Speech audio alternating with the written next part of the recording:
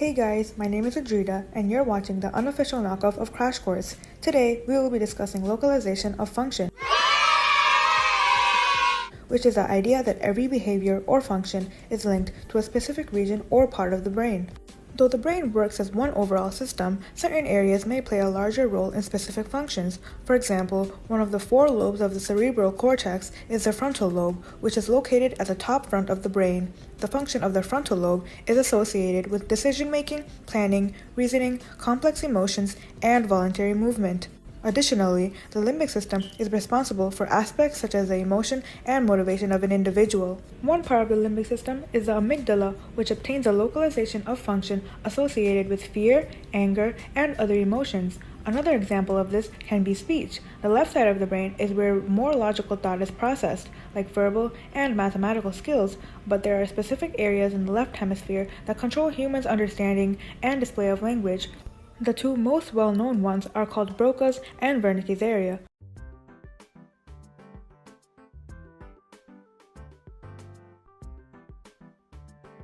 Broca's area has to do with speech, while Wernicke's area is for comprehension of language. The aim in Broca's study from 1861 was to conduct a case study on Louis Victor Leborgne, who had been nicknamed Tan because it was the only thing he could say, usually twice in a row. Tan intrigued Broca, and so he continued to examine him over the course of his deterioration in the hospital. Tan was given various tasks to do, and from that, Broca was able to determine that he was still intelligent, and able to comprehend what was being said to him. He just couldn't articulate his thoughts through speech. An example of something that Tan was asked to do was state how many years he was at the hospital, and he replied by lifting up and opening his left hand 4 times in a row, and then lifting up one finger, which indicated 21 years.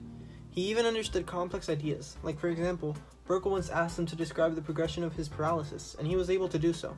The only problem was that he attributed his loss of speech to his tongue, but this was normal.